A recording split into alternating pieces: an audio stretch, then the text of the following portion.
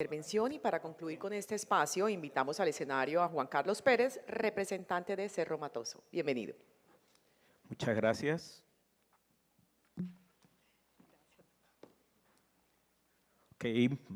Muy buenas tardes para todos. Vamos a tratar de cerrar la mañana compartiendo una experiencia.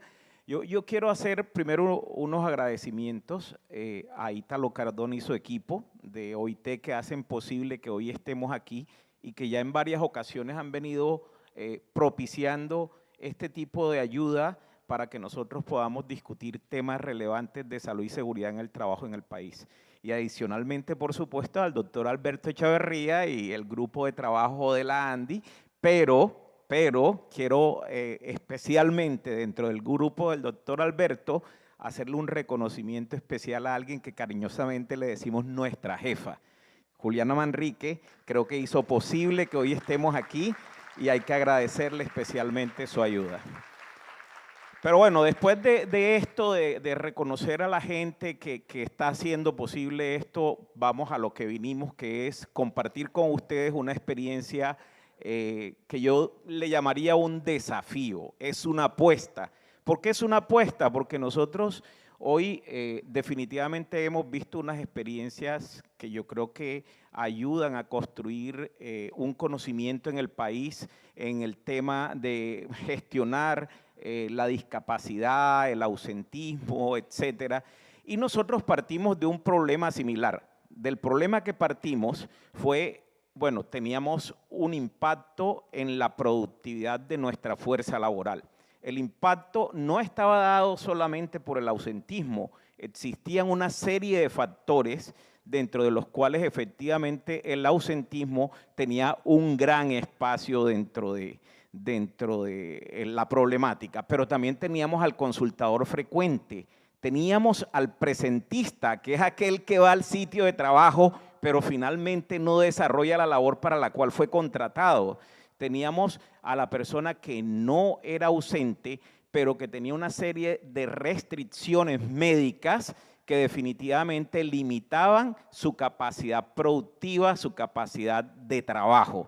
Entonces, finalmente lo que decidimos fue analizar el problema de manera integral y le apostamos a la siguiente propuesta.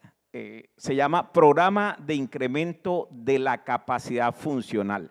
Y ustedes dirán, ¿qué hace ese celular ahí?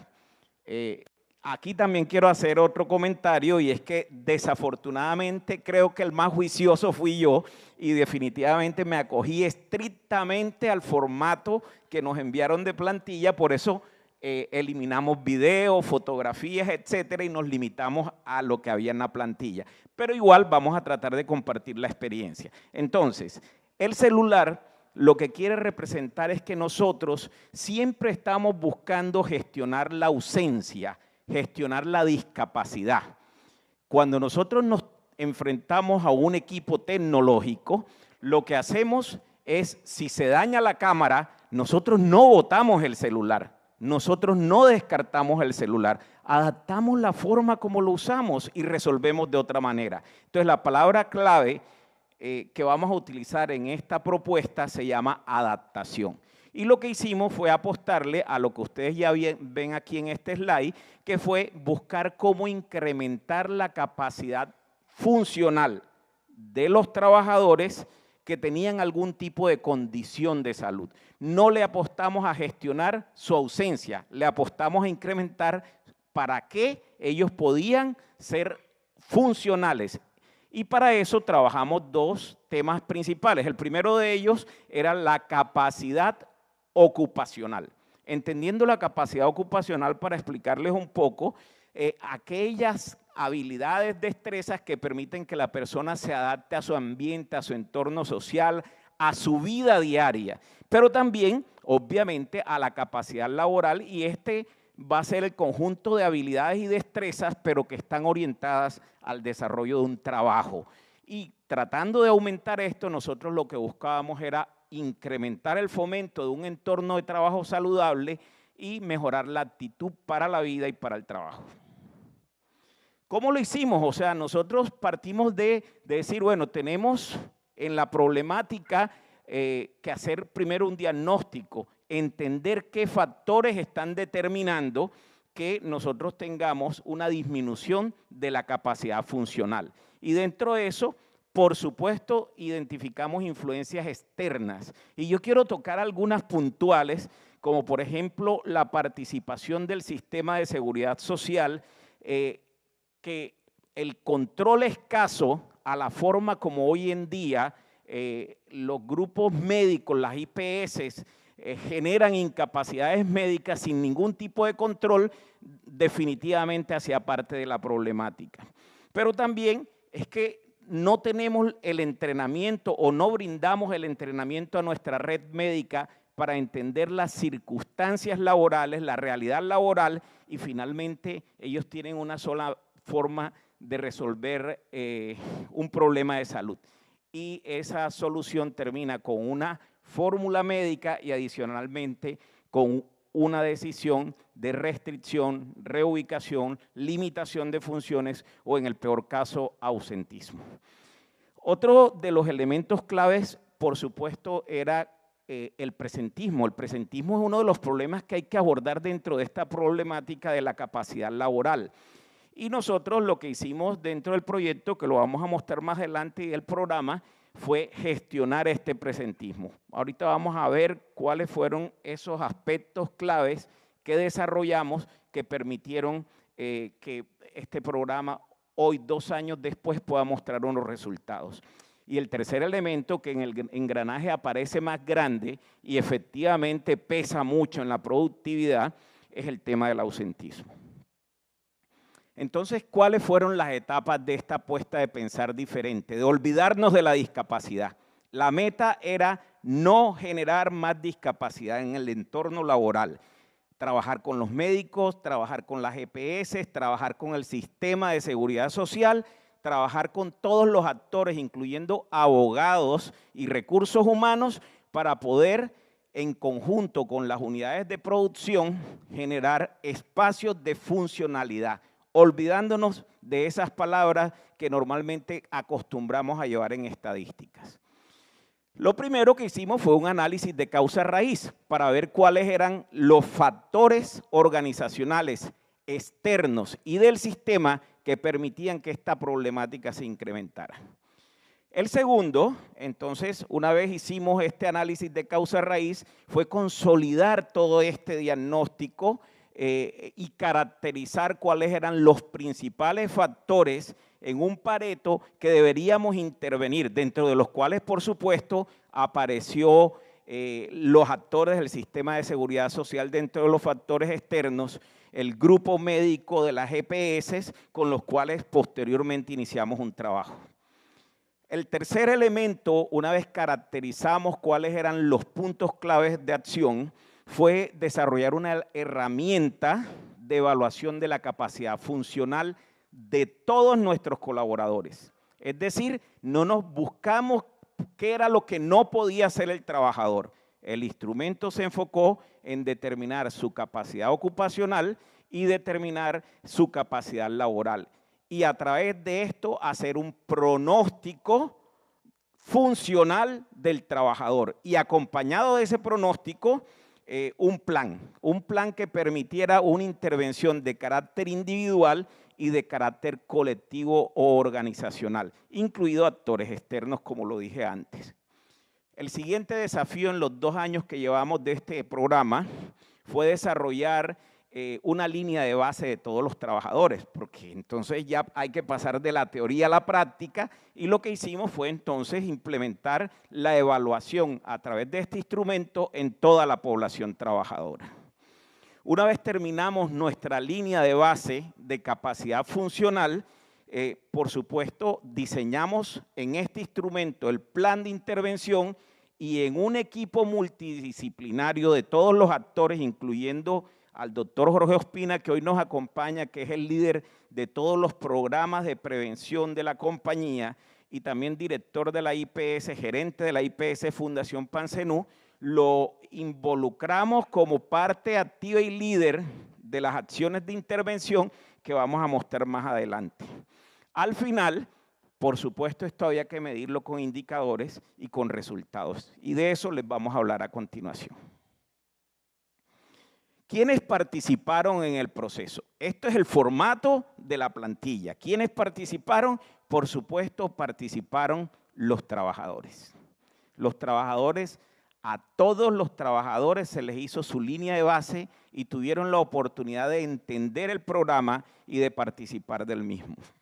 Involucramos a todos los actores de salud y seguridad en el trabajo, incluyendo el equipo de salud general, el equipo de salud y seguridad en el trabajo y el equipo de seguridad industrial. Todo este equipo participó en esta iniciativa. Desde el punto de vista de las unidades organizativas, los líderes y gerentes fueron involucrados en la participación del programa. Recursos humanos y nuestros abogados, de hecho, quiero hacer aquí otro comentario, y es que el programa lo diseñamos desde salud y seguridad en el trabajo, pero lo lideraron nuestros abogados. Asuntos laborales se le dio el empoderamiento para que fuera quien liderara todo este tipo de iniciativas y no HSE. Posteriormente, hay que citar a la familia de los trabajadores. Los familiares juegan un rol importante en que el trabajador pueda desarrollar su capacidad plena, su capacidad funcional, y el acompañamiento de la familia es motivador para que el trabajador tenga éxito en estos programas. Y finalmente, por supuesto, socializamos al Ministerio de Trabajo esta iniciativa. De igual manera lo hicimos con el ADRES. El ADRES tuvo una participación activa en entender la problemática que hay en la ausencia de control en la expedición de la incapacidad médica por parte de los sistemas de seguridad social, y adicionalmente hicimos un trabajo con los diferentes actores del sistema ARL.